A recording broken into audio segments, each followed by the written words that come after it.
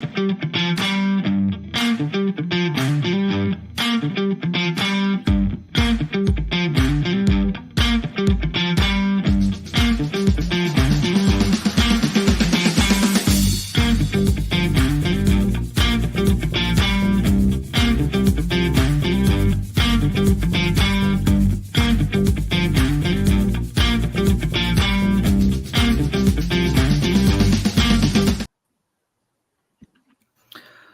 right, everybody. Welcome to the Hockey Gambling Podcast on the Sports Gambling Podcast Network. My name is Talon Jenkins, joined by your hosts. We got Ryan Gilbert and Joel Meyer. Gentlemen, how the hell are we doing tonight?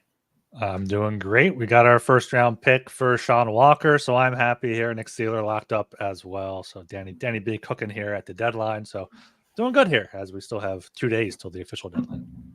Yes, very exciting day. We were thinking that we might actually get an actual deadline day, but nope.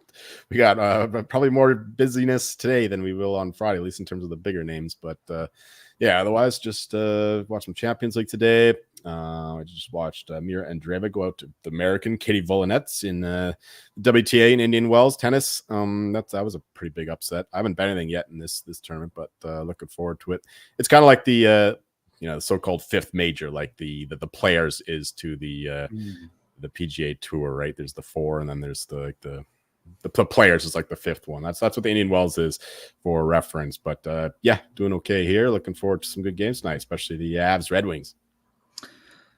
Yeah, I'm doing good too, man. I did some quick. I slept, or I was up to like 7 last night, or 7 in the morning, I guess, just fucking doing nothing, watching cooking shows and shit like this. And I went grocery shopping today. Just breaded up some veal liver before we jumped on here, so we're ready for a nice good dinner after this. I'm very excited for that. But yeah, sports wise, fucking doing good, bro. I had a fairly decent night last night. That was pretty crazy with the Dallas comeback. I don't know how many people got burnt by that, if they had them in regulation or something. I know I did, but hey, is what it is. The Sharks, man, are they sneaky? Is that a thing? Like Sharks plus 1.5? Is that a thing? Because I feel like the last couple of games they've been coming through. No, it's just the Stars just play OD games.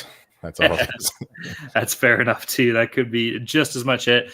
Yeah, doing good though all around, yo. Repping the Argos. It's my Chad Kelly jersey. He's in a little bit of trouble right now, so I figured. What happened to him? There's some allegations floating around about a team trainer. They've yet to be proven correct or false, so I figured I better wear this jersey out while I still can, Okay. We'll see before you get canceled alongside him. Yeah, you know what? The story was broken by Rick Westhead, and I'll tell you what, if you ever see Rick Westhead like sniffing around your fucking favorite team, you're in for some trouble. So I don't know. We'll leave it at that. All right, everybody go check out the Sports Gambling Podcast Network website. That's the place to be. Tons of stuff going on in the world of sports, baby. Obviously, we got hockey. 12-game slate coming up for tomorrow. We're going to dive into that. That's going to be sweet. Basketball, baseball. What else? Golf's going on. We got, I was going to say NFL, but not really. Draft's going to be here soon, though. That's in like, what, early April, mid-April or something? So that'll be towards the end, yeah. Towards the end, yeah. So that'll be sniffing up sooner than you think. F1's doing its thing. NASCAR, tons of stuff in the world of sports, baby. You can find all that information at the SGPN website. Be sure to go check that out. Listen to the other shows. Everybody's killing it. Be sure to read the articles. Check out Ryan's fantasy hockey articles that he's pumping out weekly, baby. Those are sweet. And of course, man, shout out to all our friends and pals in the Discord. Discord's an absolute blast. Everybody's having a great time in there always. Everybody's just posting picks, betting winners, all this stuff, having some good conversations in there. It's been pretty sweet the past couple of days, and with a big weekend coming up, I'm sure it will be jumping off as always. If you want to get in the Discord, reach out to myself or Ryan on Twitter. We'll be sure to point you in the right direction. Or you can reach out to the HGP Twitter account, social media assistant producer. We'll get you all fired up. He'll get you going too. He's a beauty. We love that guy. He's putting in a lot of effort lately. We gave him some kudos last show, but we'll give him some kudos again. Hell yeah, social media assistant producer. That's our boy. Or what else you can do is you can go to the Second Line Center store, and when you're at the Second Line Center store, you'll find our buddy there, fully torqued.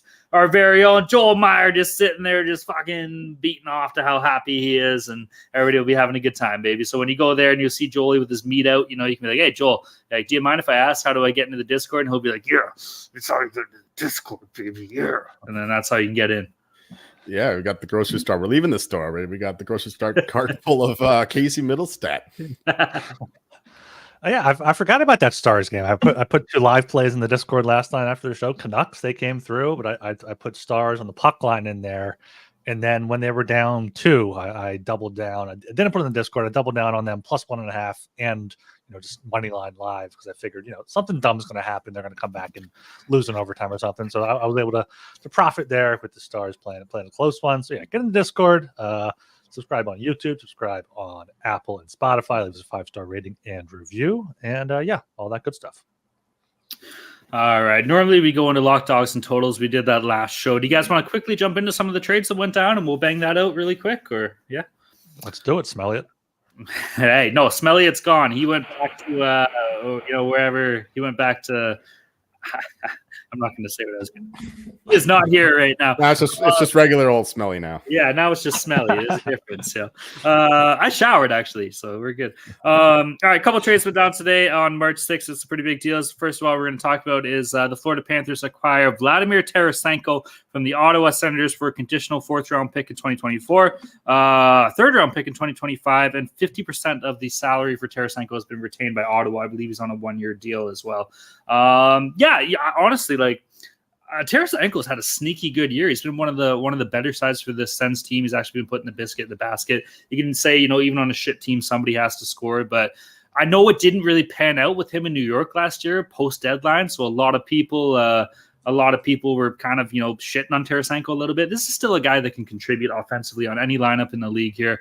He can even step into a top 6 role. You can even put him in a 3rd-line role if you really want to, if you're pretty solid from depth. Good acquisition for the Panthers in my part. Boys, what do you think on this one? Didn't really pay the moon to get him either. Yeah, great move. 2nd and a 4th round, or a 3rd and a 4th, and the 4th upgrade if the Cats win the cup there. Slotted right in on the 2nd line during practice today with Matthew Tkachuk and Sam Bennett, so I'm sure he'll have no problem putting up points there. And it just moves everyone down the lineup a little bit. Lusterine, Lundell, Erod on the 3rd line, and then put Nick Cousins down there on the 4th line, which that's what he is. Cousins, Stenlund, Lomberg. They have 4 solid lines for playoff hockey now. I think a very good pickup by Tarasenko, and they could not be done. They could add someone else here. So yeah, Cats are going to be one to watch. As the biggest Panthers backer in Canada, I am ecstatic about this move. See, Tarasenko gets a bad rep. They think that he's just floating around out there, just looking for goal-scoring opportunities. But no, he's actually a physical presence. He's underrated for that. Especially remember from the 2019 Cup run, obviously he's not the same player as he was then, but he still has the same kind of will and effort. And the reason why the Panthers were able to get him for so cheap is because while his family live in Florida, his best friend is Bobrovsky. And basically there's this massive Russian community down there. So easy choice to make. That's why other teams, they would have to pay a lot more to get Tarasenko than the Panthers did. But yeah, on a team that drives play already, they just need a little bit more goal scoring, and that's what Tarasenko can provide. So that's a perfect fit for them. I said last night that the Panthers need another good forward there for this exact role, and then good old Zito came through, and yeah, I love this deal. We all know, we've all seen Miami Vice. We all know the Russian influence in Florida, Joel. It's okay. All right. We understand. Also, Archer, relax, bro. I had the Bieber hair in 2004 before Bieber was even a thing. So don't even start with me with that. All right. This has been my shit. It should be the Jenkins hair. All right. Moving down up here. Another big trade. The Edmonton Oilers acquire Adam Henrique as the main piece, as well as Sam Carrick, brother of Connor Carrick, former Toronto Maple Leafs defenseman. Let's go. 7th round pick in 2024 and the rights to reserve goalie Ty Taylor. In exchange for a 1st-round pick to Anaheim in 2024, conditional 5th in 2025, with retentions on 50% of Henrique's contract and 50% of Carrick's contract. Also, this trade with Henrique did go through Tampa, so Tampa acquired and retained 25% of Adam Henrique's contract as well in exchange for a 4th-round pick. Some tidy business here. In a salary cap world, GMs have to get creative, man, and I think this is a perfect example of that. So hell yeah, we talked about this last night. Edmonton wants to kind of bolster some offensive capabilities with what they have and what they have on their roster, some depth scoring. Adam Henrique definitely brings that to the table for them. Sam Carrick, I don't know if he'll fit in the lineup or not, but it's depth defense, right? So you can't go wrong with that, man. So did they pay a lot for it? Well, we talked about it. Henrique's going to be one of the guys that, gathers a first-round pick. So we're not really too surprised with that. Let's face it, the Oilers' first-round picks probably going to be in the mid-20s or the low 20s, maybe even the high 20s if they go on a run. So it's not really the end of the world here. Anytime you got like McDavid and Draisaitl popping off and shit, especially with Connor McDavid's resurgence over the past quarter to half of the season, you got to go for it, man. So to me, this is a good move for the Oilers here. I don't know what your guys' thoughts are. Yeah, great move for the Oilers. I think we said Henrique was a good fit there on our trade deadline preview show last night. He's apparently going to be slotted in the third line as of now behind McDavid and Nugent Hopkins, but it gives him a piece to, move around the lineup a little bit, add some depth there. Sam Carrick right now on the fourth line center. So, maybe a good playoff performer there for them. We'll end up seeing. Yeah, Henrique was the top center on the board, so it's not really a surprise they got a first-round pick. The Oilers should be giving up first-round picks to go for it this year, and that's what they did. So, yeah, this, only improves Edmonton's position atop the West. I should have clarified earlier on Tarasenko that he had a no-move clause, so that's why he was probably only willing to waive it for, I don't know, Tampa or Florida, so that's why other teams are out of the running. Anyway, for Henrique, yeah, great pickup, especially for this cheap. We're used to Ken Holland overpaying for players, but this is an underpay, I think, because Henrique is one – top center on the board, as Ryan said. And he can not only play center, he can also play on the wing, and a very flexible player, a bit of physical presence as well, very experienced. So, this makes the Oilers' top six even better. Or if you want to slot him into the 3-hole, makes that third line even more competitive. And, Carrick's just another depth fourth line. Scratcher and claw, dude. So, great deal for the Oilers. All right, we're going to move down to a couple trades, primarily Colorado focused. One involving Philly, though, so you guys can kind of take the range from this. We'll jump into this one first. I'm going to read both trades, and then you guys can kind of bounce around how you feel. Colorado Avalanche acquire Sean Walker, as well as a fifth-round pick in 2026 from the Philadelphia Flyers in exchange for Ryan Johansson and a first-round pick in 2025 going Philadelphia's way. And then Colorado also acquired Casey Middlestad from the Buffalo Sabres in exchange for defenseman Bowen Byram. Jolie, let's jump into you first on this, and then Ryan, you can top it off a little bit here, okay? Yeah, overall, I'm very pleased. I was a little bit more pleased at first. I have to dig into a little bit more of Casey Middlestad's season and how he plays and whatnot. Apparently, only has 30 hits on the season, which is not what you want when you're getting up for a playoff series. You want a guy with more competitiveness. But if he's going to be on the line with like Nichushkin and Lehkonen, they can do all the dirty work, and he can just like speed around and do the playmaking stuff and some of the goal scoring. He's had a great year too. Like I think he's been like arguably the best Sabres forward this year. I mean, with how Tage Thompson has fallen off. I mean, Middlestad's definitely been the one that's exceeded expectations this year at least. So we could say that much. But yeah, great player. Just a little bit concerned about his playoff acumen and fit. But I love that deal. And yeah, for the other one, getting rid of Johansson is a massive boon. Like watching this guy, he's not a player anymore. Like he's huffing and puffing after like a 20-second shift. He can't do shit. What am I reading here? Sean Marciano. Archer says, I'm eating an English muffin with maple butter, fried bacon, fried egg, 1 hash brown. Why am I reading this? Why did I why did you stop your analysis to read whatever dumb comment? It came up on the screen. I thought you put it up. Oh. I don't know who did that. Sounds pretty good, though. I'm just going to say. Anyway, back to slamming on Ryan Johansson. Absolute plug. Can't play the game. His only points came on the power play. Absolute. It's great work by Sakic getting rid of that contract for not only this year to free up more space. They still have $5 million cap space, by the way, so they're not done. And then next year, too, when there's a lot more work to be done in the offseason. So, yeah, love this deal. Sean Walker is also a bit of an upgrade based on how they played this year. Getting rid of Bo Byram to Buffalo there.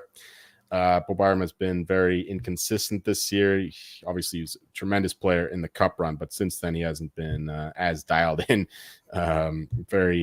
He's a better offensive player, but from what I'm reading about Sean Walker, he's a much better shot blocker, more disciplined defensively. So I'm all about that in terms of. Okay, I just want to ask Joel, do you think that like the whole Bowen Byram kind of stepping off a little bit, is that because like his role, like a player like him would normally maybe fit in with like a Cale Makar role? Obviously, Cale Makar is a million times better. So maybe because of that player, he doesn't really have the minutes and the responsibilities that maybe he would thrive in somewhere else. Do you think that's the case? You're exactly right, because the Avs have a ton of like puck moving guys like Sam Girard, Devon Taves, and McCarr, of course, in the same line. But Bo Byram, he's running he did run the second power play unit, so I'll be wondering what he does there in Buffalo, because they already have Power on the second and Darlene on the first, I think, or maybe the other way around. But either way, they already got their power play guys, so I'm wondering what he's going to do there. But yeah, you're right that maybe he would be a better fit, like on a team with fewer of those kind of guys, like just operating that second pairing. But yeah, in our case, I think Sean Walker is better defensively, and that'll be a better fit going forward. Yeah, a good trade for, I think, all parties involved. Buffalo gets another defenseman there in Byram to kind of grow with Owen Power, Rasmus Dahlin, see who can, be the top two dogs there, and maybe one of them slides over to the right side to play with each other there. Avs, I think, did well, like Joel said, to get rid of that Ryan Johansson contract. And I think the Flyers did well, too. Get a first-round pick for Sean Walker, obviously bringing back Johansson. Maybe not the best thing, given his $4 million cap hit. He was immediately waived, so interested to see what happens with the Flyers there. Because, I thought maybe he could be a guy Flyers play on the third line, rehab him a bit, and then flip him next year for, second, third-round pick, depending how he does. Maybe like a Sean Monahan. Another first. Yeah, another first. Why not? For like a Sean Monahan type situation, but looks like he didn't get along with Tortorella too well in Columbus, so maybe they'll end up flipping him or just putting him down in the AHL or buying him out again. Who knows there? What happens? I said in the Discord that placing him on waivers is like protective custody from Torts, because he's not the Torts player. Like, Tortorella would rip this fucking guy. That's funny.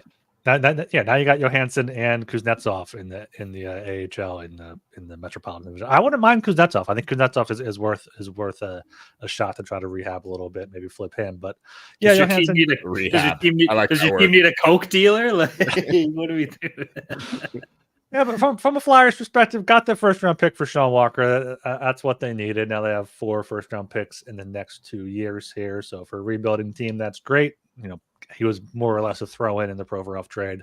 Now they got a first round pick for him, even if they have to deal with Johansson's $4 million cap hit, which they can do. That's fine. They don't have anyone making too much just yet. So I think a good trade all around. Good trade for the Flyers. Great trade for the Avs to get that second line center they needed. And the Sabres, I think, got a good young piece too. Jolie, has there been any like speculation or talks? Obviously it's early, so who knows, but about a potential re-signing of Sean Walker or no? Oh, I'm sure they only made this deal with the plans to re-sign him. I mean, yeah, especially with what they paid, you'd think, yeah. Yeah, exactly. Like and the Avs don't really only do these. They don't really do rentals, right? They do like the sign or trade and sign, however you want to phrase it. Good call. Yeah, I know that you guys don't really like this, and I think it's a little bit steep for the first round pick for Sean Walker. I understand, you moved the Ryan Johansson contract. My biggest thing, and I was saying it to these guys, and you might not agree, and that's fine.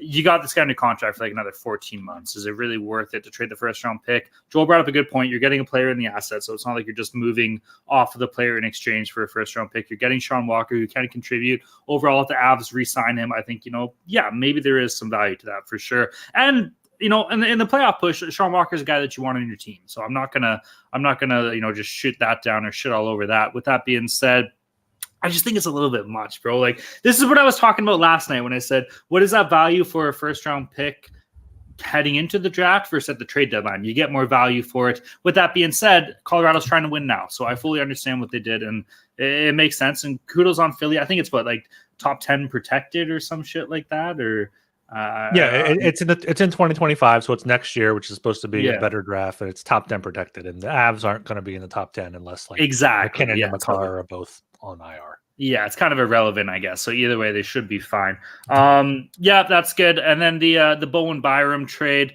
Dude, like Casey Middlestad, he's a guy, dude. This is a guy that I remember in junior was a fucking absolute killer. Big boy.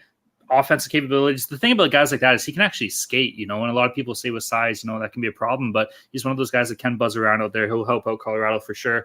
Good additions, just solid, tidy work, I guess, by Joe Sakic. Some people don't really think that's the case, but I've heard mixed reviews. I don't know. I don't think it's as bad as a lot of people are saying here. Like, you got to load up and go for a run. This Colorado team, they've been lacking a little bit of depth, I guess, offensively. And, they kind of improved on that a little bit too. So from a Buffalo point of view, Sure, I like it. You got Bowen Byram, Owen Power, Rasmus Dahlin here. Don't forget Henry Yokuharu? Is that how you say Yokiharu? Yokiharu. But my problem with that is you got 4 guys that are kind of capable of playing a similar game, So how many offensive kind of laden studs really makes an impact for you? But it's not a problem to have bad assets for this team. Keep in mind they got who else they got? They got another D-man that I was looking at the other day. I was diving into. I liked him. It's some motherfucker's name. Sorry. Ryan Johnson. Sorry, Ryan Johnson was a first overall pick as well. He's more on the defensive end kind of thing. So there's some good pieces there for Buffalo. Maybe they're thinking ahead, like trade assets for next year or something like that. But I just hate this idea of having 4 completely dynamite young offensive defensemen. Like you got to get somebody that can play defenseman from a Buffalo point of view. But realistically, why the fuck are we talking about Argos? My dad's in the chat. Look at my dad just posted. Go Argos. Let's go, Timmer. Holy shit. Right on. That's cool. But yeah, so I think all around decent trades. Colorado does good. Philly got a good return here. All right, let's jump into the last one here. One more thing. What do you got? We got another Selly for the Flyers here. Like they just got Sean Walker basically for free, right? Last season. Provorov deal, right? Yeah. No, it was Cal Peterson. The in the Provorov deal, it was a 3-way trade. Oh yeah, right, with the Blue Jackets. Yeah. Gotcha. But yeah, that was a hell of a deal. Yeah, Briere loves taking on bad contracts to get a first-round pick. First Cal Peterson, now Ryan Johansson. We'll see who's next. Mm-hmm. All right, we're jumping into this here. The New York Rangers acquire Alex Wenberg from the Seattle Kraken in exchange for a second-round pick, 2024 conditional. 4th round pick as well in 2025. 50% of Wenberg's contract was retained. Again, I feel like we're crushing it, boys. We said this like 3 times on the show. We talked about this last night. A little bit of depth offensively for the Rangers here. Defense is solid for that team. Goaltending's been in fine shape. So what do? You load up on the front end, and it seems like they did that a little bit with the Wenberg. It's just depth, right? Like it's a good acquisition. There's nothing wrong with that. He'll be fine on this team. He'll kick in and contribute a little bit. I think he's on an expiring deal. I forget exactly what it is. But you know what? With the Rangers team like this, they're first in the Metro, man. You got to fucking go for it. You got to take a chance. So, and as far as the price that they paid, like, yeah, it's a little bit, a second, and then the 4th shouldn't really matter. I think the 4th is to pay for the retention, right? So realistically, it's a second. And then they're open to maybe having potential moves, as we get to March 8th at the actual deadline. They save that little bit of cap space so they can do a little bit more if they decide to do so. I don't know. What are your thoughts, gentlemen? Yeah, Wenberg, good depth pickup, 3rd-line center. Played in the playoffs before with Seattle last year, Florida 2 years ago, Columbus back in 2020 when I think that was the year they upset the Lightning there. So yeah, he's had some playoff experience. Not gonna score a ton of goals, but that's not what they need. They need someone that can play 2-way hockey, and that's what he brings. I see it as a reactive trade. We had Henrique go right to the Oilers, then the Rangers immediately, okay, we got to get the next guy. Wenberg comes into the fold, although they were interested in him, I don't know, for days, but still. It's a bit of a reaction and an overpay, I think. I don't think this guy's worth a second and a 4th. And for a guy that's on an expiring deal, I'm not sure that they'll resign him if they have the room to do so. But that said, they do get the replacement for Philip Hedl, and you never know which guy really performs. We said yesterday about, Lindholm has underperformed so far, whereas Monahan has overperformed in Winnipeg. So you never know which guy actually pans out. But as of right now, I think it's a bit of an overpay. I do agree with that. The second-round pick for Wenberg is a bit too much. But they don't have a 3rd this year or next. So, I mean, that's what they had to do. But, I kind of respect that, though. It's like, hey, this is the guy that we want. This is the guy that fits. Fuck it. Let's go out and get him, Like, yes, you brought it up. We don't have a 3rd. So what can we give you? We can give you a second. Are we better with this player on our team? Yes, we are. So it goes against everything I said about these picks being worth more at the draft and stuff. But I guess it's just circumstantial when it comes to which team is in which scenario. And I think the Rangers they're in go for it mode clearly, right? So I understand it. And I guess they improved the roster without taking anything off of it. So that's where they stand. Yep. All right. We are brought to you by Cut. Cut is a peer-to-peer social betting platform that's U.S.-based and available in 40 states. Peer-to-peer social betting is a new and better way to bet directly against your friends or other users on sports, politics, pop culture, and other events with verifiable outcomes, plus tons of fun social features like group chats, betting leaderboards, head-to-head history, user profiles, fan groups, and more. Cut offers lower vig and fully customizable odds. You can create your own bets, Cut also handles the payment side of things, so you never have to chase anyone down for money. You also get cash back every single time you bet against your friends or other users. So download Cut today in the App Store or over at cut.com. That's KUTT.com, and use promo code SGPN for a 10% deposit bonus. And Underdog Fantasy is the easiest place to play fantasy sports. It's also the fastest growing fantasy app in the industry.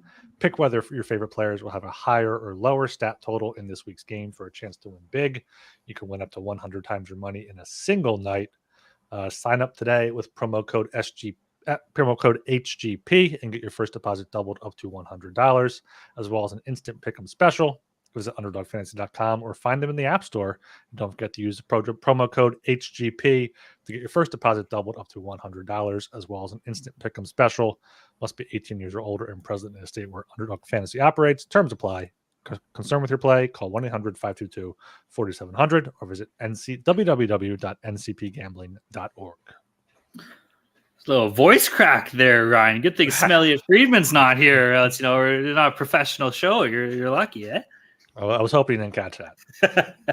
Still sounded good. All right, boys. We got a 12-game slate set for Thursday, March 7th. You ready to rock and roll here or what? Oh, yeah. All right, let's dive right into this first game on the docket here. We have the Edmonton Oilers against the Columbus Blue Jackets. Game itself is in Columbus here. Edmonton on the money line sitting at minus 258. Blue Jackets on the money line at plus 210. Oilers on the puck line at minus 1.5, sitting at minus 112. Over-unders at 6.5. Over paying off minus 130. The under plus 110. Jackets have been a little sneaky lately. We'll give them some credit where credit's due. They've what are they? They're 5-0 in their past 10, which is not great, but for this team, it's actually pretty decent with big wins against the Golden Knights. Obviously, tuning out the Blackhawks pretty good. Bit of a shit show loss against the Penguins, but they gave them a run for their money there. I think it was like a tie game heading into the last 10 minutes of the third period. Yeah, you got to lean the Oilers' way here, though, man. The problem is, how do you bet them?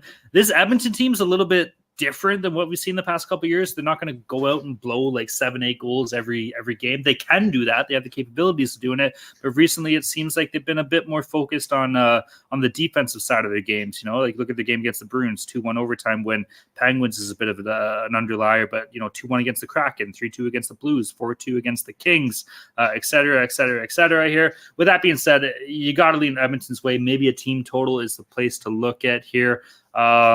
Tarasov isn't great in net. I'm seeing he's expected to get the nod for this game for Columbus here.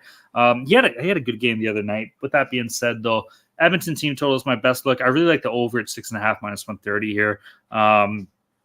That's probably all I got for this one. Yeah, I don't love anything here. Line probably appropriately priced at minus 258. Edmonton's been playing great recently. Big comeback win in Boston on Tuesday night. So now they won 5 in a row. They've allowed 2 goals or fewer in all 5 of those games, including 1 goal in each of their past 3. So maybe a Columbus team total under 2.5. It's probably paying off. That might be around minus 150, but it could be worth doing here. Oilers have the 5th best expected goals against per 60 at 5-on-5 this season, and the 4th best over the past 10 games. Can't see Columbus generating too much offense against them. So that'd probably be the best bet for me on this one. Columbus team total under 2.5. Don't have much for this one. Oilers, after a very emotional win against the Bruins the other night there, a nice comeback win with a late tying goal and winning in overtime. And then going into Columbus, I'm not sure that they're going to be too enthused about this one. Meanwhile, the Blue Jackets came off of a bit of a rough game against the Penguins. In the game, though, they're competitive. They play hard every night, like except for Laine and Gaudreau, the highest playing guys. But they got some nice young talent, like that Russian line is really feisty. Werenski's still doing work, so I like the Blue Jackets. Their effort level, at least from the guys deeper in the lineup. The guys weren't getting paid the big bucks just to loaf around. That being said, I don't have a side on this one. Give me the Oilers and Blue Jackets over 6.5 minus 130.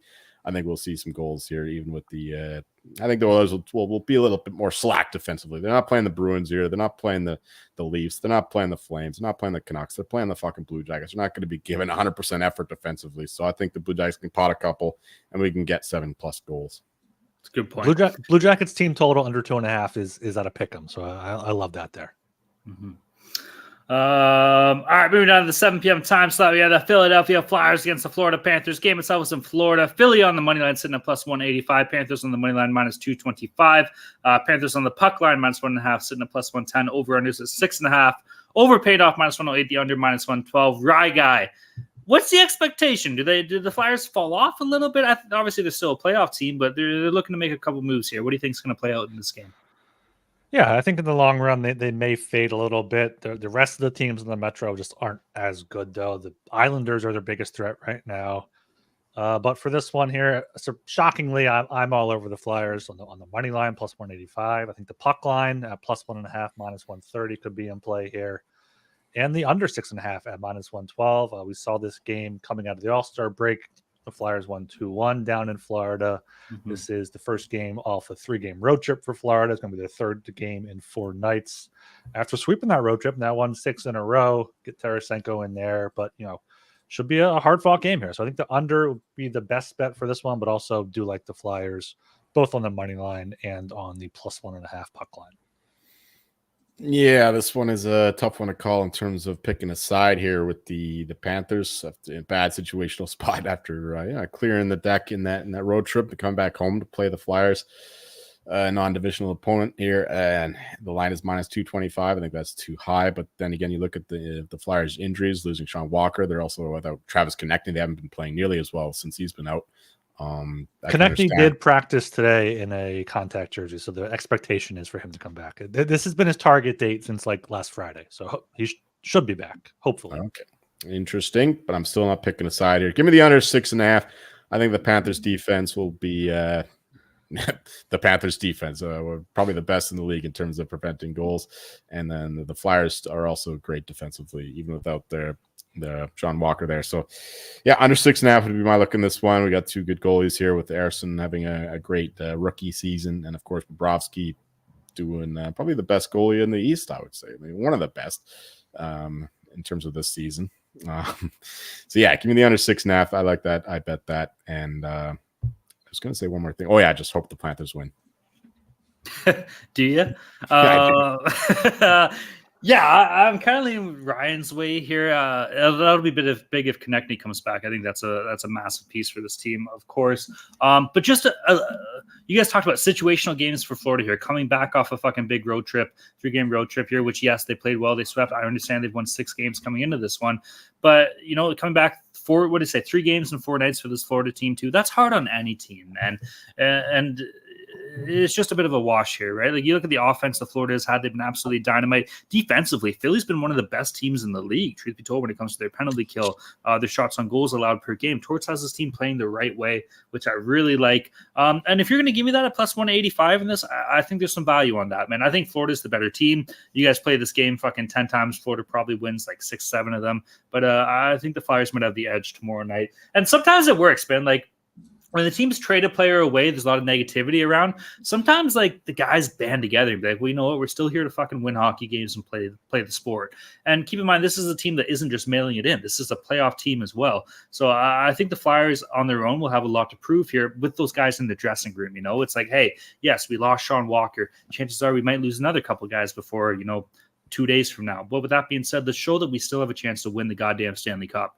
And that's a pride part, like I say it all the time. That's the kind of shit you can't put in a graph. But this Philadelphia team has that kind of capabilities within them. They have the coaching. A lot of their players are pretty great grinders, but offensively they're good, right? So yeah, I like the Flyers plus 185 over under. I'm with Julie. I lean towards the under in this game. But Bobrovsky, when I think about it, probably has been one of the best, if not the best, goalies in the East pertaining to this season too.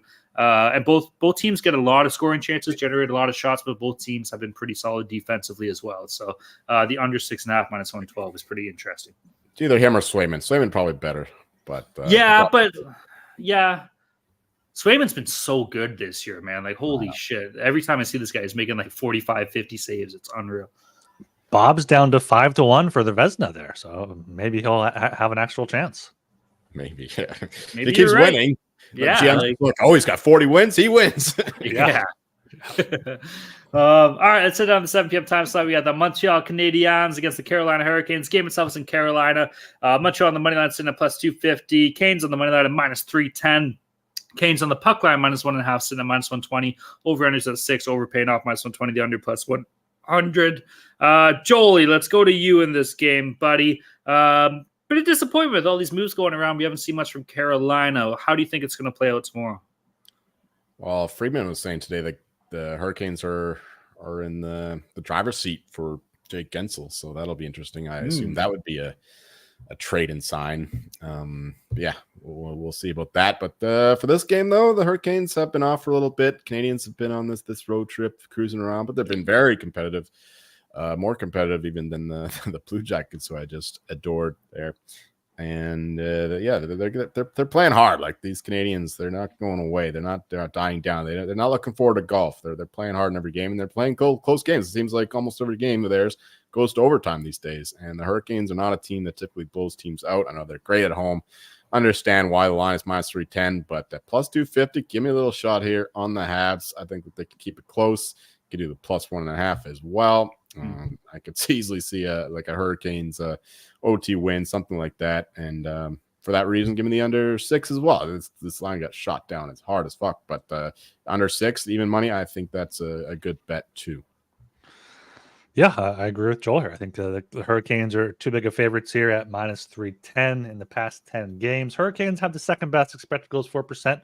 The Canadians have the 6th. They're right up there playing competitive hockey. Oh shit, 6, yeah, competitive hockey against some decent teams too. Down in Florida, Tampa Bay, at Nashville, when they're rolling here. Breaking news: now Noah Hannafin going to the Vegas Golden Knights. I guess we'll touch on that after this game here. But yeah, Canadians +250. That's too high. Canadians puck line, as Joel said, +1.5. They've gone to overtime in 3 straight. Maybe you just look for the straight draw play. And yeah, I'll lean to the under 6. I'm not going to play that one. Also, the Canadians have lost 7 straight meetings probably since that Kotkaniemi offer sheet. Oh yeah, I forgot about that. These are low key rivals. Yeah, so Carolina may not take them lightly, but I still think +250 is too high, as is +1.5, +100. What's Carolina regulation in this game? What's that, like -170, -180 or something around there? Probably around there. If the puck line's -120, I don't know, maybe.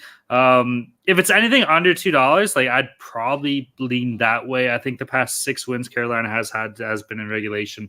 Yeah, you guys bring up some good points. Like Montreal has been staying in games lately. 3 of their past 3 games have gone to overtime. A couple of those games have been after that have been like 1-goal differentials and shit. Like, what are we doing here? We got fucking one of the best teams in the goddamn Metro against the Montreal Canadiens, for Christ's sakes. Like, yes, they got them playing well. St. Louis has the boys buzzing. They're contributing. They're trying their best, but it's just not there, you know? So I got to lean Carolina. If regulation is anything better than $2, I'm probably going to be leaning that way. -185. So, yeah, there you go. Like, are you breaking the bank with that? Are you going to make $1 million? No, but fucking throw down $75. You can win, like $40 or some shit like that. So, that's probably my way. Or throw down $10 if your units are smaller. Talon's all like, just throw down $75, which is like we don't unit shame here. We don't unit shame. We're just gonna say so. Throw down whatever your unit can be. Win some money on that one. I think that's a pretty decent look. Over under in this game, kind of leaning towards the under. If it's at 6, I don't really love it. Montembeault has been confirmed. He's been okay this year. Carolina Kochetkov has been awesome too. So, and this is a game, I say this all the time, but I'll be looking for like a live bet. If there's a goal in like the first 5 minutes or something, you see that number move to like 6.5 or like a -120 on the under. I'll definitely be keeping eyes out for that.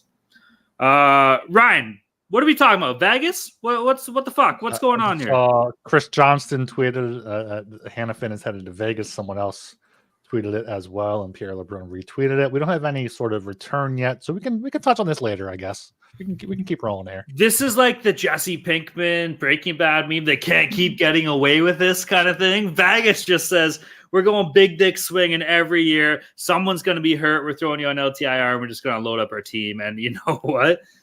As somebody that has like a Vegas, Florida future, I absolutely love this. So let's go, baby. I'm all in on the Knights when it comes to the West this year. Again. Yeah, I'm shopping around right now for the best line to add more. Get in now, because that's probably going to move, right? Mm-hmm. Well, I'll say this right now. I think this has a lot to do with the downfall of Alec Martinez this year, another left-handed defenseman, and Hannafin coming in will. He's on IR now too, I believe. Martinez. No, that's a boon for the Knights because he's been awful. Yeah, but they got seven guys on D that are unreal. I know. Like, Hannafin up there is a massive upgrade. Of course it is, 100%. But still, like defensively, just making it's like when you have like a piece of gold and you encrust it with diamonds, you just make it even better. Like, what are we doing here? That's awesome.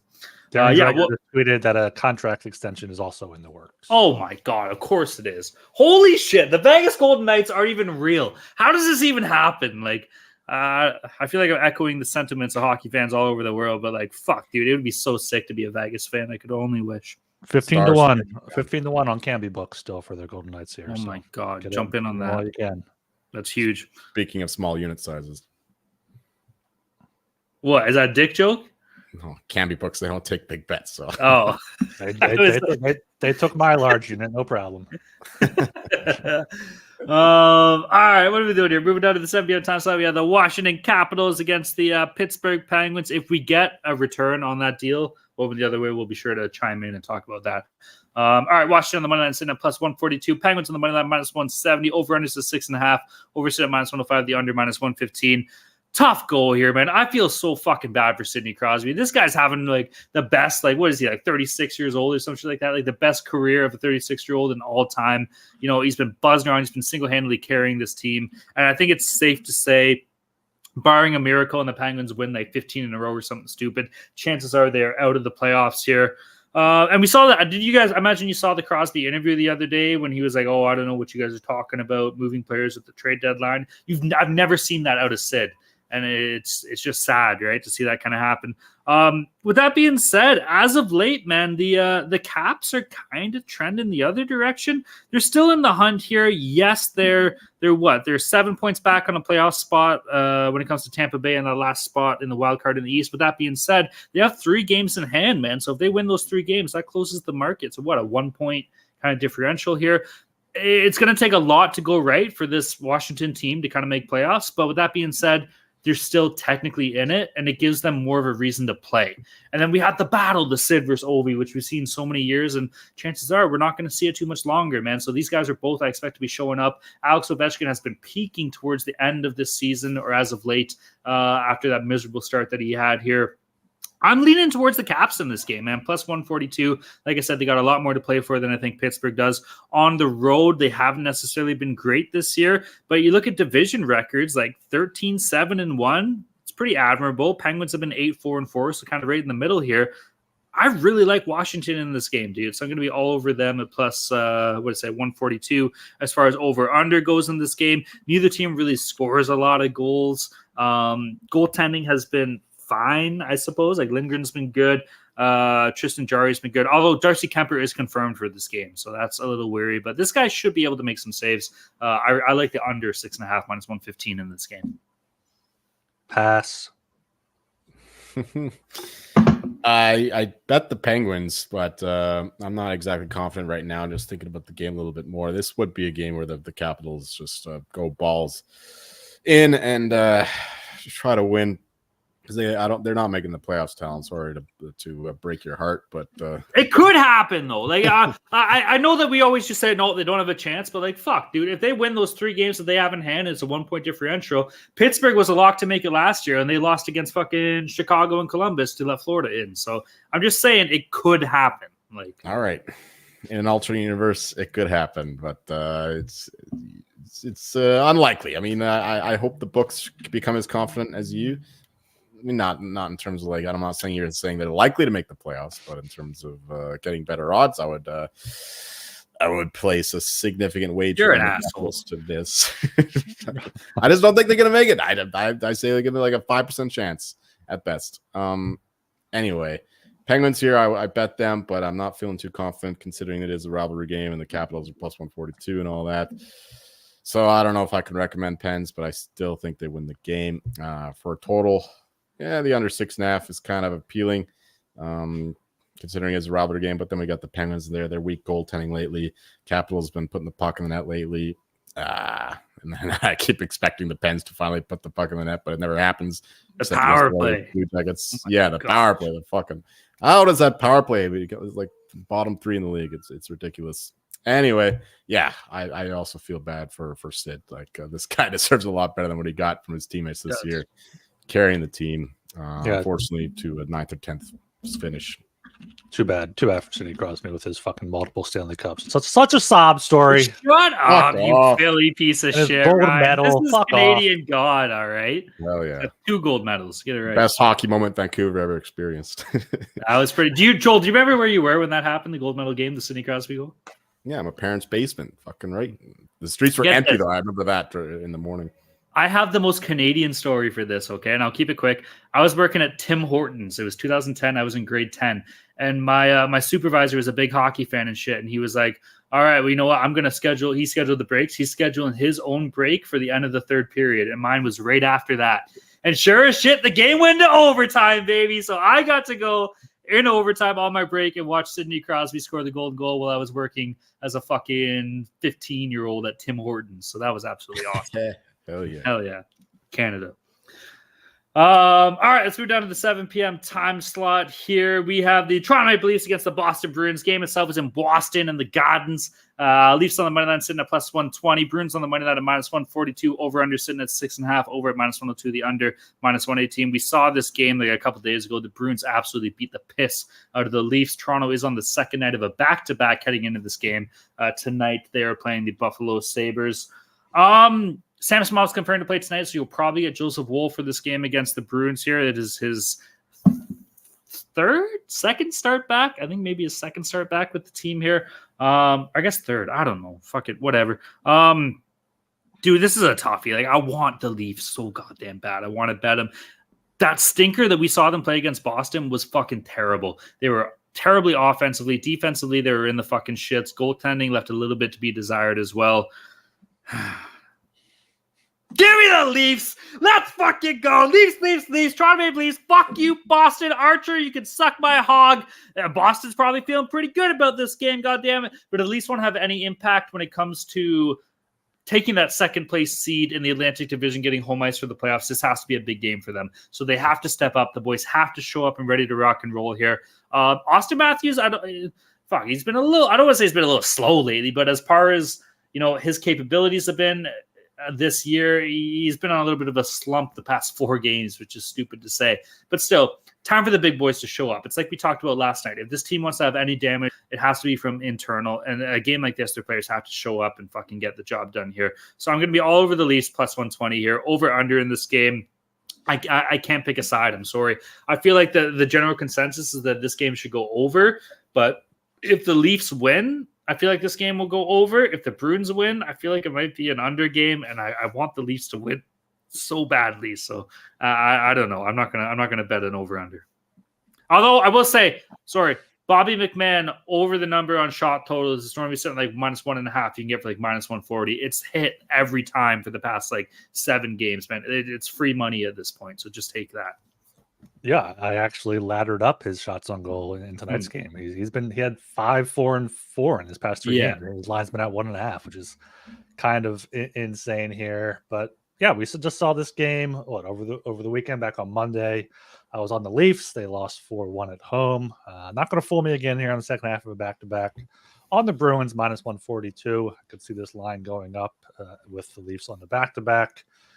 Boston, tough loss against Edmonton at home. Big comeback win for the Oilers there with Draisaitl scoring too late. But I don't know. I can't bet on the Leafs here on the back-to-back on the road. Boston has owned them over the past, since 2023 started. They've won six games in a row. It's been longer than that, buddy. It's been longer than that. They've owned us for a while. Well, but before that, the Leafs won 4 straight against them. But the past 6 games, the Bruins all won those meetings there. So Bruins minus 142 and lean to the under 6.5 minus 118.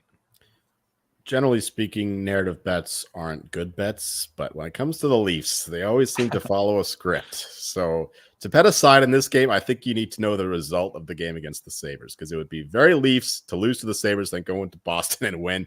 But if they beat the Sabres, they'll be feeling high and mighty, and then they go into the Bruins place and then they'll lose. That's the narrative bet for me. Just watch for the result of this game. I'm not betting this side yet.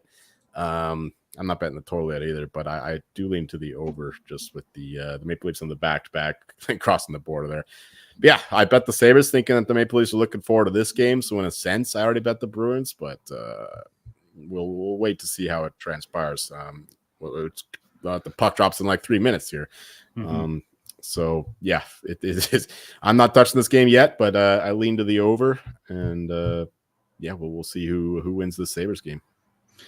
All right, heading on to the 7 p.m. time slot, we have the Calgary Flames against the Tampa Bay Lightning. Game itself was in Calgary. At Tampa Bay, rather.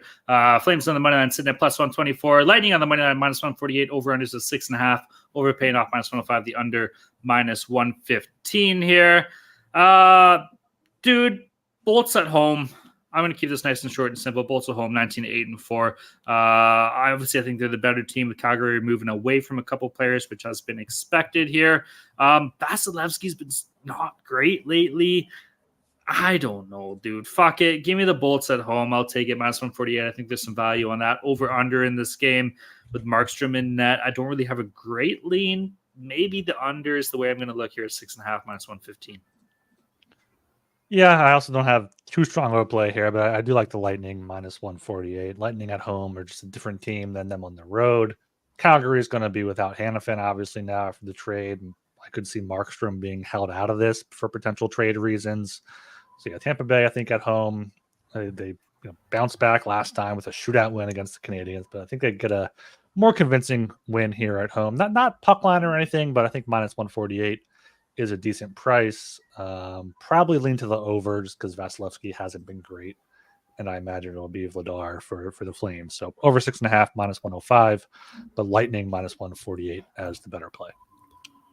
Martin Pospisil, we're still waiting on the word of his hearing for that hit on Vince Dunn, which is pretty brutal. I'll be surprised if he doesn't. I like that. I'm fine with that hit. I'm sorry. I like the first one on Adam Larson, but the second one was a bit borderline, even for me. No, that's bullshit. All right. It's nothing too egregious, but I do suspect he'll get at least this game. And he is an important part of their team in terms of just flying around the ice, delivering checks, delivering hits. And that line with Zari and Kadri has been probably their best line all season long, even with Lindholm back in the day. So yeah, that's a blow. Lightning here, I think, would be the better look. But the Flames, the Flames are... You could say that maybe with the absence of Tanev, Lindholm, now Hannafin, maybe they rally around the remainder of the team. But at some point, they just are running out of gas here. The Kraken keep winning. The Preds keep getting points. Even the Blues collecting points as well. So Flames are falling out of it. I think they get discouraged now coming across the country here. Lightning are well rested. Go with the Lightning. But my favorite bet, though, over 6.5, minus 105. Markstrom as well has got to be fucked up, thinking that he was going to Jersey until the ownership stepped in. The Devils, flaked off. And so he's been like disguising how bad the Flames have been defensively since the absence of Daryl Sutter, which is not being talked about enough. Like, everybody hated Daryl Sutter, all the bullshit. Now all of a sudden he's gone. Their defense falls to shit. Nobody talks about that. And you're right. You're so right. Absolutely. Like, honestly, you are. Yeah, Markstrom has held them together. Like, he's had a brilliant season. He was terrible last year, but he's awesome this year. That's why he got votes for the Vezina in the last Greg Wyshynski poll. Anyway, over the 6.5. Vasilevsky hasn't been good. Markstrom, I don't think it will be as good, and the Flames just suck defensively. Lightning will feast on the power play. Lean to Lightning. Love the Flames. Lightning over. Okay, we are brought to you by Champs. Make sure your Champs is hosting a free March Madness bracket contest for a chance to win $1,000. Plus, if you host your own March Madness pool on Champs, you're going to extra free entry into the bracket contest. Tiebreakers are determined by who enters first, so make sure to register now so you don't miss out. Head to sportsgamblingpodcast.com/champs. That's sportsgamblingpodcast.com/champs. And make sure you check out Hall of Fame Bets. Win bigger by betting smarter this season with Hall of Fame Bets, the sports betting analytics platform for parlays, player props, and game lines. Research every bet with historical stats and data. Enter any parlay ID into Hall of Fame Bets revolutionary parlay optimizer tool to get hit rates broken down by leg, as well as an expected probability for the entire parlay. Sort all players by hit rate for any bet to learn which players are hot and which picks have value. Stop betting in the dark and join over 30,000 users researching with Hall of Fame Bets to craft more intelligent, data-driven parlays. Download the Hall of Fame Bets app or visit HOFBets.com and use code SGPN to get 50% off your first month today. Start researching, start winning with Hall of Fame Bets.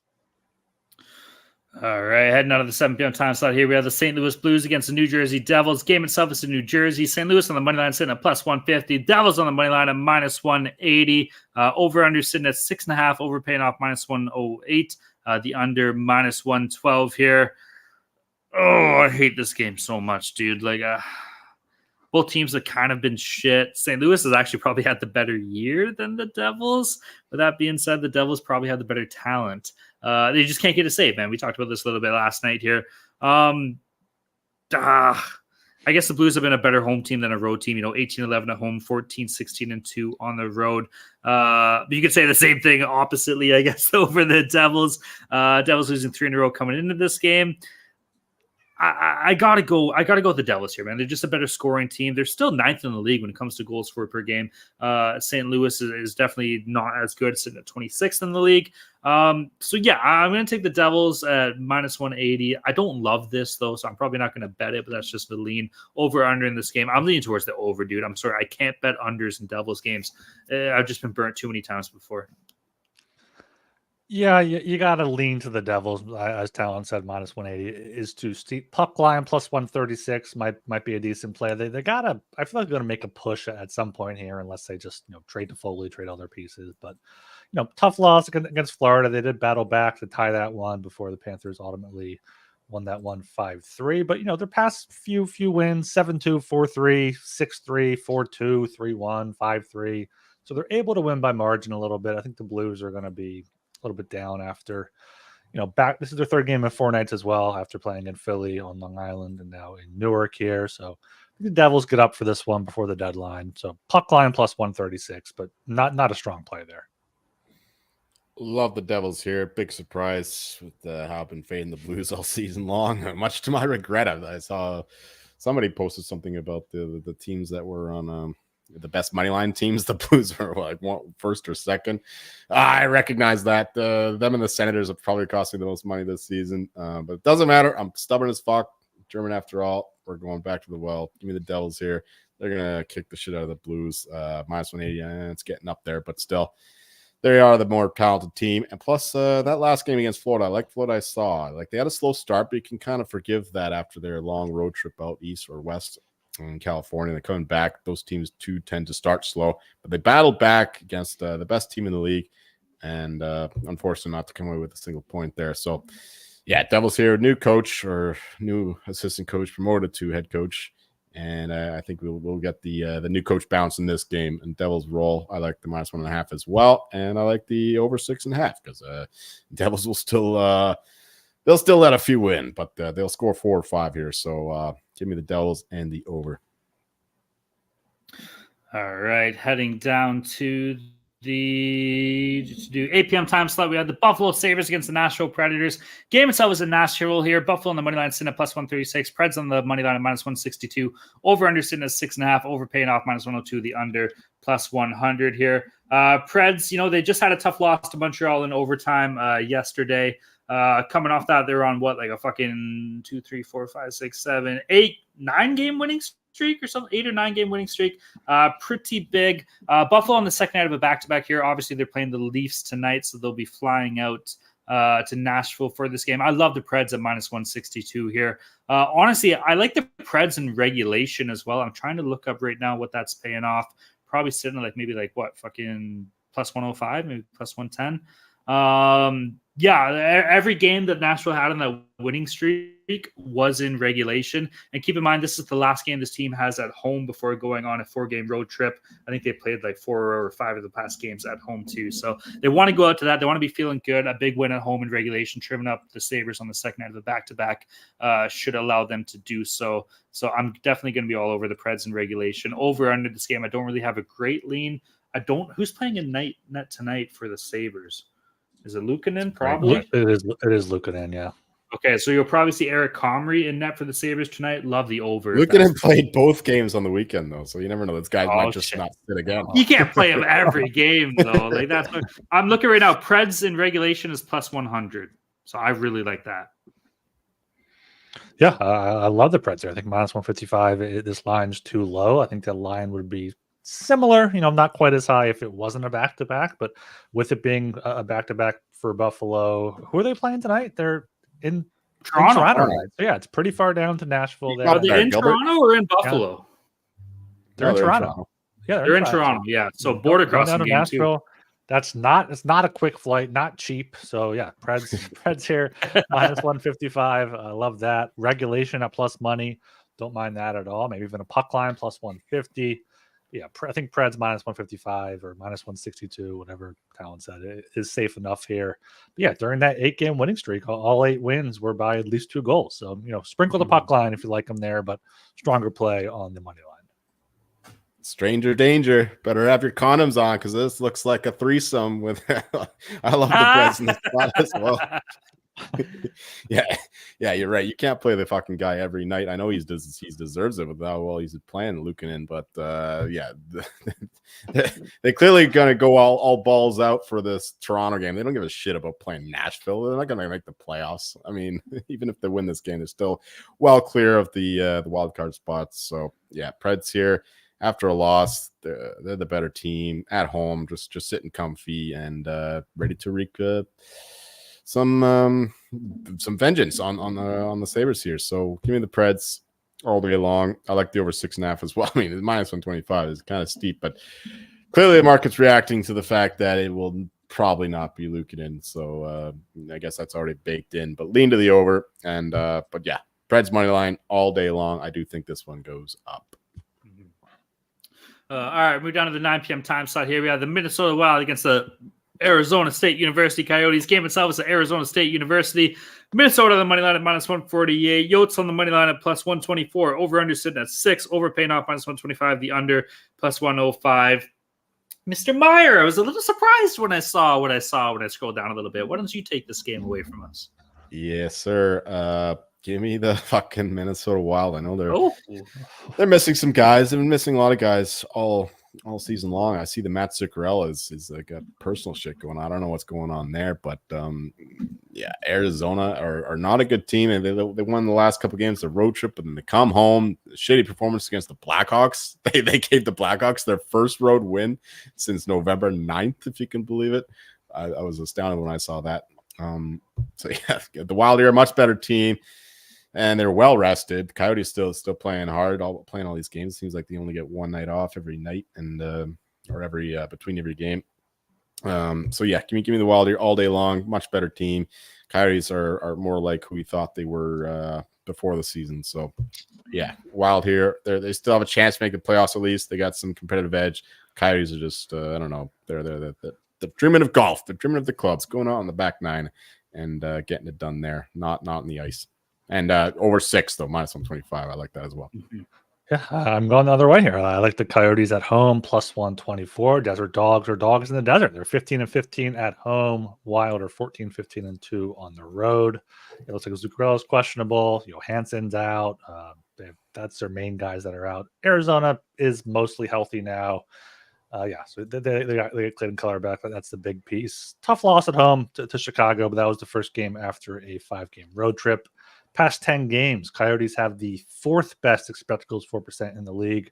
Wild at 10th, so respectable there as well. But Coyotes at home plus 124. I got to take that. This is a toughie for me, bro. Like, I think I got to go with the Yotes here. I think I'm with Ryan. When the Desert Dogs are dogs in the desert, you take them. Division records here, man. Like, the Yotes are 8-9-3, which definitely is not great, but the Wild are 5-11, which is absolutely fucking horrendous here. A team that's not great on the road, 14-15-2. Arizona's mid at home, 15-15-0. It's a kind of 500 team right down the middle here. Yeah, so I'm leading the Yotes plus 124. Over under. Both teams let in a lot of goals. Both teams really don't score a lot of goals, so it evens out a little bit. Makes sense by the numbers at 6. I'm seeing Ingram's probably going to get the nod. He hasn't been as great as he was to start the season. I'm going to lean towards the over, bro. Like, I feel like we're going to see, like, my boy Kerfoot go off for one, and, like, Kirkoni, and fucking I got some money on Logan Cooley and a bet between who gets more points between him and Slafkovsky with the Dominator. So I'm hoping we see some goals in here. I want to see Logan Cooley pop off, get like 3 points or some shit like this. So I'm betting with my heart when it comes to the over under. I'm leaning the over minus 125. With that being said, I don't really have a lean that I love for it. Okay. Moving down to the 10 p.m. time slot, we have the Vancouver Canucks against the Vegas Golden Knights. Game itself is in Vegas here. Vancouver on the money line sitting at -110. Golden Knights on the money line at -110. You know what that means. We got Pick 'em.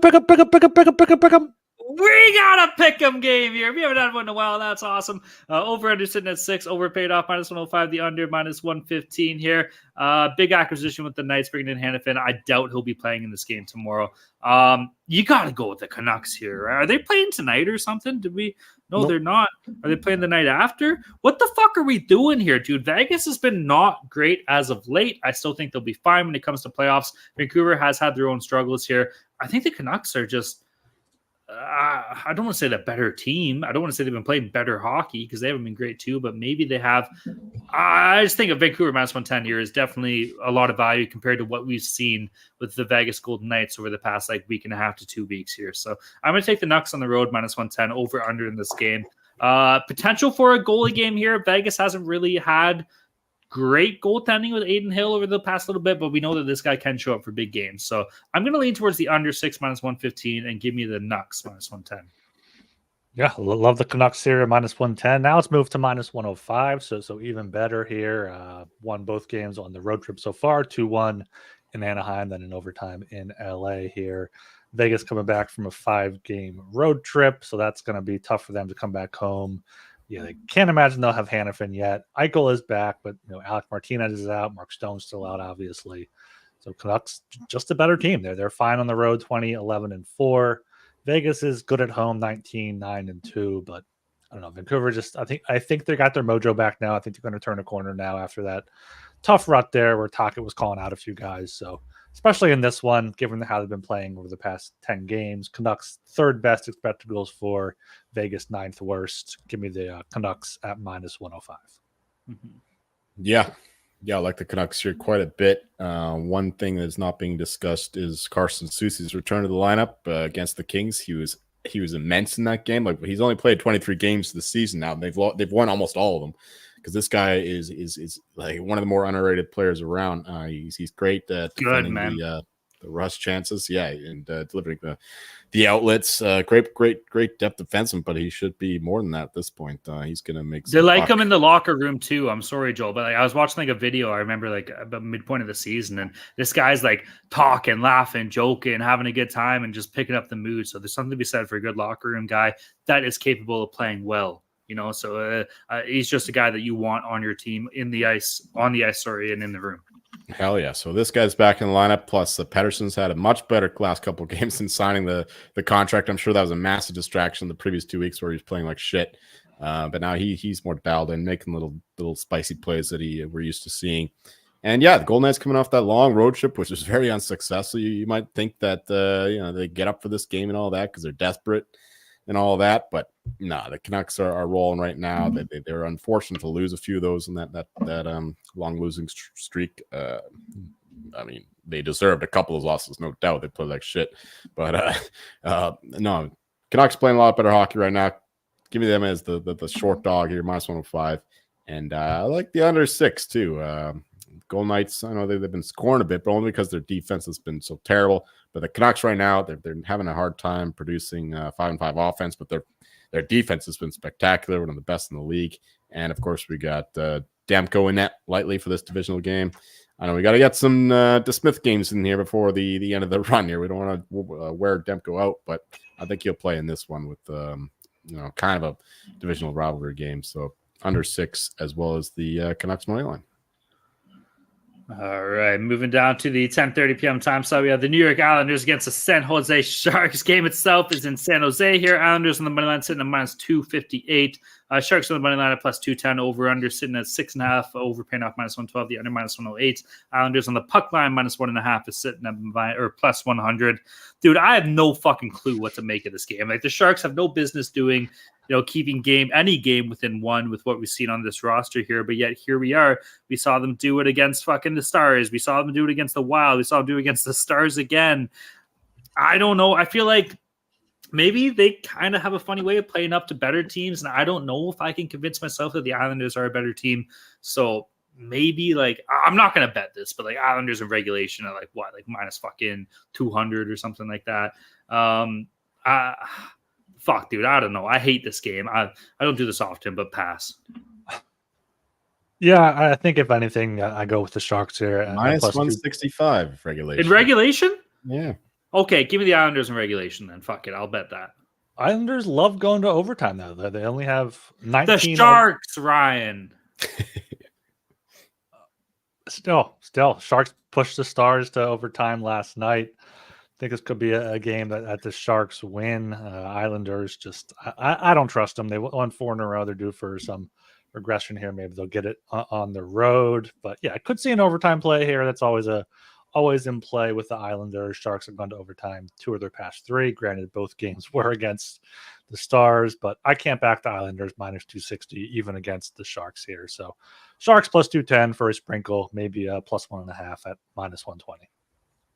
Boys, what do Islanders eat? Sharks. Fish. Fish. Sharks are big fish. So Islanders are going to eat them up here. No, seriously, I don't fucking have a clue. Yeah, you can go both ways. Like the Islanders just hanging out there looking for little tuna or whatever, and then the Sharks, they gobble up the guys who fall out of their boats. But Talonetics has nothing on this game. I think the line is just too big here for Islanders. I know they've been rolling, but the Isles, they have a tendency to play these close games, as Ryan was saying. So yeah, unfortunately, I've got to lean with Ryan on this one. I mean, Sharks make it competitive here. I know they're missing some players, and they don't have many players behind them. But still, this is March. This is March. We're going to hear that a lot this month. But in March in hockey, these dumb dogs tend to win these games. Like I'm hoping the Canadians do against the Hurricanes earlier on. And I haven't bet this once. I'm not strong on this opinion, but I would take the Sharks before I bet the Islanders here at a big number. Lean to the over 6 though, by the way, because the Owls and the Sharks are kind of playing some more offensive hockey lately, especially the Isles, of course, with the new coach in town. And I don't think the number's still not reflective of how they're playing. So yeah, over 6 would be my favorite bet in this game. Patrick Watt's so crazy he'll find a way to pull San Jose's goalie with 10 minutes left. All right, moving down to 10:30 p.m. time. So the last game of the docket here, we have the Ottawa Senators against the LA Kings.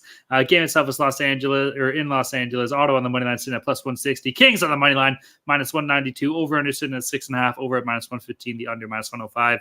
Rye guy, I skipped you. I meant to throw it to you in the Vancouver game. I forgot. Why don't you take it away on this one and end us off? Yeah, I'll go to like the Kings here at minus 192. The Sens have just been awful on the road this season. Going to be a back-to-back for them in Anaheim tonight. They just played 2 back-to-backs in their last 4 games. They have a 4-game losing streak, so they have not been great on them this season. Just they need a shake-up. I don't know. I heard Chychrun rumors today. I'm not sure if they're going to make a move by the deadline, but this offseason they got to shake things up, and maybe it'll finally be the year that they can take that next step to the playoffs. But Kings got to get going at home. They're 12-10-7 at home, have not been good at Crypto.com Arena this season. I think they do rectify that here. So Kings minus 192, not going to necessarily maybe lay the puck line. Ottawa's lost 4 in a row by 2 goals here. So yeah, Kings puck line might be a play plus 120, but I think minus 192 is a safe enough play. Right. I think the Kings are the bet here with the Sens in the back-to-back, losing Tarasenko and all that. They're going to be in a dumb, entertaining match, hopefully, for my over bet tonight against the Ducks. And then they're going to go to LA. I mean, obviously right next door, but still, LA is going to be a little bit burned after that loss to the Canucks, and they've been playing well lately, and I think that they can bottle up the Sens defense. So I'm not looking to any overplay like I usually do with the Sens. I'm still not trusting the under in a Sens game. So no play on the total. Yeah, if you can find ways to play the Kings, that's the way I would go. I'll tell you how to play the Kings. You take the Kings shutout. We got a Cam Talbot revenge game. This guy was shit all over by the Senators when he was in Ottawa. And realistically, he was absolutely fucking unreal when he played for Minnesota before going to Ottawa. Has he had a great year in LA? Not necessarily. His numbers aren't bad, though. Fucking 18-4-6 record isn't great. 2.45 goals against average and a .916 save percentage on a team that's defense isn't really, I guess their defense is actually pretty good. But still, this is, if I'm Cam Talbot, I'm looking at my chops. I'm like, fuck this team. I'm a veteran in the league. I backed up fucking Henrik Lundqvist for years. I know how to play this goddamn game, okay? And this Ottawa organization shit all over me. Now you're heading into my fucking barn in Los Angeles and your team absolutely stinks and you think you're going to beat me? Not a chance in hell. So take Cam Talbot over the number of saves because you know Ottawa's going to get a shitload of shots because that's all that they have fucking going for them. Cam Talbot over the number of saves. Give me like, Ottawa team total under because fucking Talbot's going to stand on his head. LA on the money line minus 192 is a little bit of juice. Maybe look for them in regulation. This is Cam Talbot all over him for me. I'm a Talbot guy though. I really liked him. So that's my look for this game. Yeah, Talbot has been great. Since the All-Star break, he was worn down there in January, late December. He gave up 5 goals in 3 straight. But since February 18th, 6 games, he's 4-1-1 with 9 goals against. So 9.51 save percentage. So he's been great in there for the Kings. Hell yeah. We have a political game here. We got the Democrats, Republicans against the monarchists. No, I think the monarchists crush the Republicans. Of course they do. No restrictions. They can do whatever they want, baby. Absolutely. As a mega supporter here, I will tell you one thing about the Democrats. It's fuck them. All right. So let's go. For the record, I'm Canadian. I do not care. All right. Consensus plays, Gilbert. What do we got rocking and rolling here? Yeah, we have the Flyers, Panthers under 6.5 minus 112. We have the Lightning minus 148 and the over 6.5 minus 105 in that one. Devils minus 180. We all lean that way. Over 6.5 minus 108 there as well against the Blues. Puck line could be a play plus 136. Predators minus 155 and potential puck line there plus 150 against the Sabres. Canucks minus 110 and then the Kings here at minus 192. Hell yeah. All right, we're going to move into our lock dogs and totals. Current standings, Joel's still in first, the record of 54, 51, and 3, sitting up plus fucking 5.51 units. My mouth turned to mush there. I'm sorry. Myself, I got a record of 51 and 57, down 11.62 units. Trending in the right direction here, though, so I'm happy. Gilbert, 44, 63, and 1, down 21.22 units. Rye Guy, kick us off here, buddy. Let's fucking go. Here we go. Can kick it off with the Vancouver Canucks as my lock, minus 110 at the Golden Knights. Just a much better team. I think Golden Knights still need a little bit more time to get there with Eichel back. My dog are my Flyers, plus 185 at Florida. Panthers coming off a long road trip, going to be their 3rd game in 4 nights. So I think the Flyers are going to be playing a good road game there. And then my total, same game, Flyers, Panthers under 6.5, minus 112. Saw this one last month. It was a 2-1 final. Both teams have been playing solid defense, so that's my total. I'm switching up my lock. I'm seeing the market movement. I don't like where I'm at with the Wild, so I'm getting off the fucking Wild. I did bet like minus 123 or whatever, so it's a lot better line than the minus 148 or whatever I recommended earlier. I still think the Wild win, but for my lock, official lock, give me the Devils in regulation, minus 120. Think they stomp the Blues. We're going to keep going against the Blues till the season's fucking over. And my dog, this is another dirty one. I don't know. I'm not too confident in this one either. But Canadians plus 1.5, even money. I think they can make it competitive against the Hurricanes. Yeah, I know. It's a tiny one. Tiny little doggy. Hurricanes don't really blow teams out, and Canadians have been feisty. Ryan's mentioning the analytical stuff. Canadians have been playing good hockey, and my total. Oh, we're going with the same game. Blues, Devils over 6.5. I don't like doing this, having the lock and the total of the same game. But Blues, Devils over 6.5, minus 108. I think we can see a high scoring affair. So if the Devils don't win regulation, hopefully it's because the Blues tie it late and make it 3-3 or something like that. But I do think we see more goals from this Devils team, and the Blues have continually to exceed their expectations in terms of their XG and all that shit. So over 6.5, it's a Devils game. Don't keep it simple, stupid. For my lock, I'm going with the Preds in regulation against Buffalo at plus 100 here. Nashville coming off a little tough overtime loss to Montreal there. With that being said, the 8-game winning streak they had before that, all the games won have been by more than 1 goal. So regulation is a decent look. And Buffalo in the second half of a back-to-back flying from Toronto to Nashville for this game. Plus 100 in regulation for the Preds, I think is good. My dog, Capitals money line versus Pittsburgh plus 142. I think the Caps have a hell of a lot more to play for than Pittsburgh does in this game. So I'm going to be, even though Jolie says, "Oh, no fucking chance, no fucking chance," you go tell that to the guys in the locker room right now and see what they say. So I'll take the Preds kick my ass. Yeah, exactly. Ovi will have you in a pretzel, bud. A Russian pretzel dipped in some fucking baba or dipped in some fucking beet puree or some shit. I'll bring my Coke dealer. I'm sure he's got better stuff out here. Kuznetsov's gone, bro. So maybe they'll welcome you with open arms. That's Yeah, you're right. That is so I'm sorry. Yeah, I don't do Coke. Drug test me. They piss test him, but he tests positive for Coke. It's still goddamn the greatest thing I've ever seen in an NHL player in my entire life. So, Capitals, money line plus 142 versus the Preds, versus Pittsburgh. And then for my total, Edmonton, Columbus over 6.5 minus 130.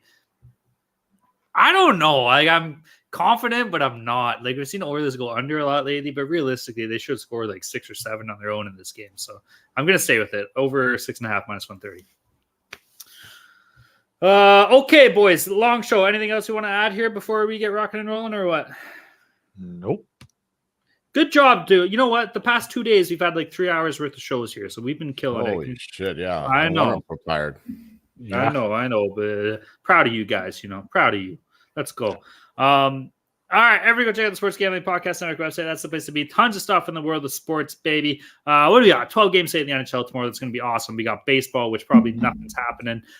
We got basketball. We got soccer. Jolie, what's up with your little football? What's going on? Everything good? Yeah, pretty chalky so far in the Champions League, but nothing to report in my future bets since the weekend. I mean, they play every weekend, so it's still the week. So nothing going on there. Nothing going on in soccer. But like I mentioned earlier, Indian Wells and the tennis down there in I think it's in Florida. I know it's in the East Coast and in the States somewhere. But that'll be something I'm following. Also, Arnold Palmer Invitational. I'm going to be paying more attention to this one because they actually got some good names in it. Not fucking Austin Deep Throat winning the 25-1. So we got John Rahm. We got the live guys showing up, the live boys. I like Matty Fitzpatrick. I like Ludwig Aber. I like a few of my old standbys, Sammy Burns, those guys. So it'll be fun tournament to watch, hopefully. Excited for that. Tune into the Discord. We'll get some picks going for that one. Speaking of, go check out all the shows at the Sports Gambling Podcast Network website. Check out the fantasy hockey articles that Ryan's pumping out weekly, dude. We got like 3 weeks left until playoffs of fantasy hockey. Get your rosters fucking set. This guy is doing you a goddamn favor. So seriously, I looked into it. I checked it. He's got some good shit there, man. It's some good input. So be sure to go check that out. 100%, man. It's you're going for the money now, and this guy, he's the money shot, if you will, right across the back, baby. Let's go. And of course, shout out to all our friends and pals in the Discord. Discord's absolutely popping off, man. Fucking right, dude. It's the best. I love it in there. You guys are absolutely awesome. Everybody's having a great time, which is fantastic to see. So shout out to all our friends and pals in the Discord. If you're not in the Discord, you're not making money. If you want to get in there, reach out to myself or Ryan on Twitter. We'll be sure to point you in the right direction. Or you can reach out to the HGP Twitter account. Social media assistant producers, the goddamn beauty. This guy's funny as shit, too. He always makes me laugh. So, hell yeah. Shout out to the social media assistant producer. If you want to get in the Discord, he'll help you out as well. Or what you can do, I was going to say you can go to Minnesota and buy a Minnesota Wild jersey and you'll see our boy Joel Meyer in line there. But I guess that's not the case. So, you're going to have to go to New Jersey, buy yourselves a Devils jersey. And when you're in line to buy a fucking, I don't know, like a Scott Stevens throwback jersey or some shit like that, you can see our boy Jolie and he'll be like, hell yeah. This is how you get into the Discord, baby. Hail Satan. Stay good. Yeah, make sure if you're listening to this on the podcast, make sure you subscribe on YouTube. If you're watching on YouTube, make sure you subscribe to the podcast. Leave us a 5-star rating and review on Apple. I'll read it here at the end of the show. Also, shout out to my dad for showing up in the fucking chat today. This guy's in fucking Dominican Republic right now. My parents went on a 2-week vacation, so he's probably just sitting there fucking pounding beers and mimosas, smoking a fucking Cuban cigar on the beach and tuning in. So that's awesome to see. I love you, Pops. Hell yeah. Let's go Argos, baby. We both have Chad Kelly jerseys, so we both might be in trouble, but we'll see. Next year we'll get someone new. All right, everybody. My name is Tom Jenkins. You can find me at Twitter at Talon_Jenkins94. Also, shout out to our pal Smelly at Friedman for taking over the show last night. Much appreciated him giving me the night off. Yeah, I am Ryan Gilbert. You can follow me on Twitter at rgilbertsop. I'm Joel Martin. You'll find me ending the show on a downer, asking Ryan about a baseball thing. We got My God. Stephen Vogt, manager of the year. I got a tip, 10-1. Think the Guardians have a chance He's to for Cleveland. I have not looked at any futures markets yet. You got to give me a heads up on that. I don't know. Oh, okay. Well, Ryan's useless. Yeah. Sorry, I don't have a manager of the year bet off the top of my head, Joel. Is there a worst manager of the year vote? Because I think I got one for you. I couldn't name him more than 2. Ross Atkins, that fucking piece of goddamn shit. Sitting in an elevator with him, and he told me, "Yeah, you might be a little nervous." And I'm like, "I don't know who you are, bro, so I don't care." So fuck that guy, bro. All right, I'll go order a screwdriver again. You fucking loser. No. I said on a downer, Talon ended on an upper.